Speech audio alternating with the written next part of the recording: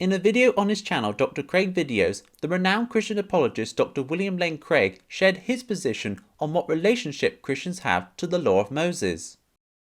So for myself, I think that we are freed from obedience to all of the demands of the Jewish law. In this video, his arguments for this stance will be presented and critiqued from a Pronomian perspective.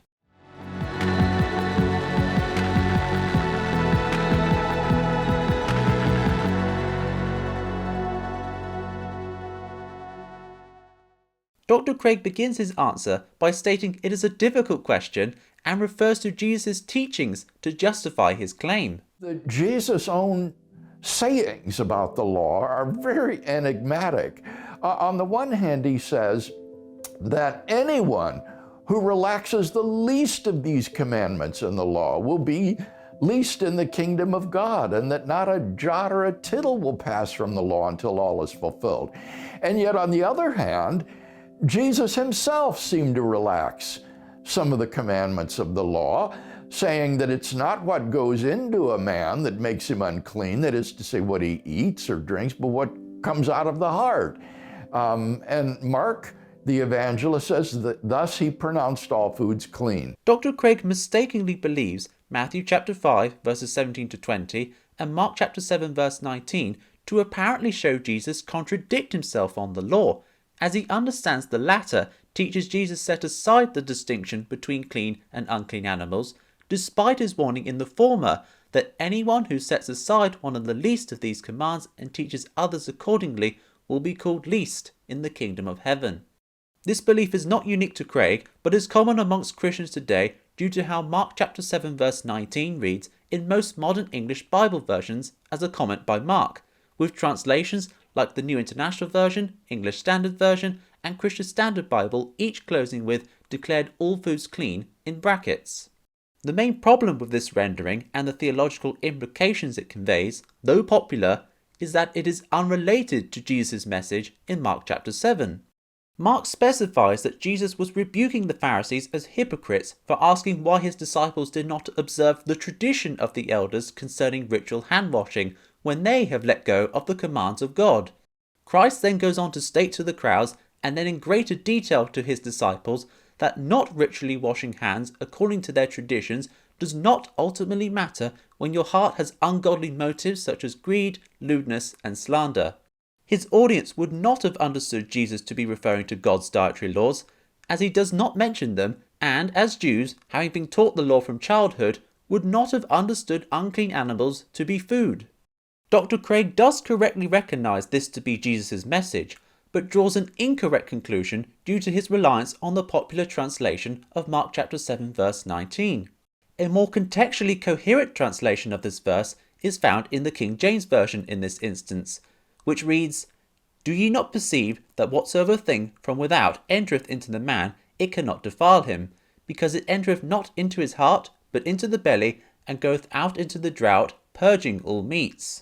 Many evangelical Christians have begun to recognise this translation to be more sustainable, such as Dr. Walter Kaiser, who after previously stating that in Mark chapter 7 verse 19 Jesus abrogated the distinction that had held up to this time between clean and unclean foods, notes in his later publication Recovering the Unity of the Bible that a better rendering of all foods clean can be seen in Jesus' point that the bread passed through the digestive system and left the body, and thereby we have the translation purging all foods.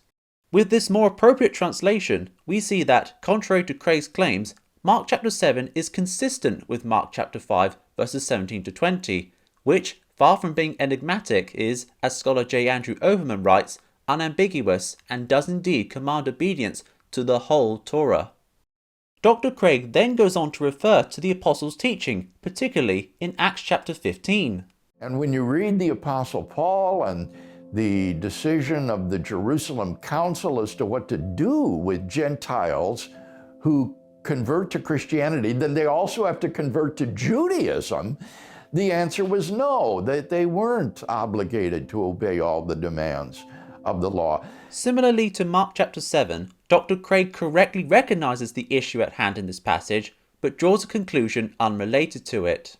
The certain people who had come down from Judea to Antioch were insisting that Gentiles had to undertake a proselyte ritual involving circumcision to, in their understanding, become Jewish, otherwise as Gentiles they could not be saved.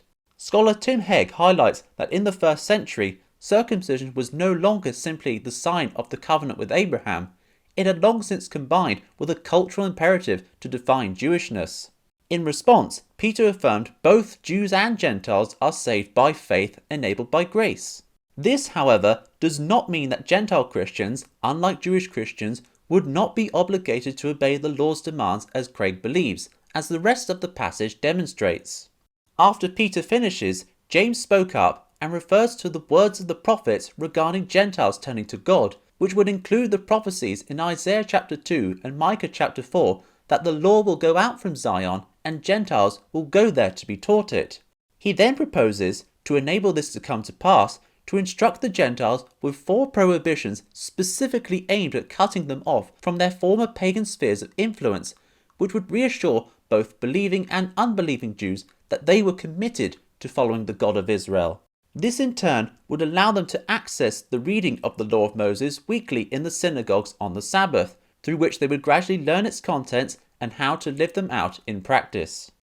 Dr. Craig closes his answer by explaining what commands Christians are still obligated to keep. That nevertheless, there are certain central moral principles that are of timeless and enduring value that are affirmed in the law.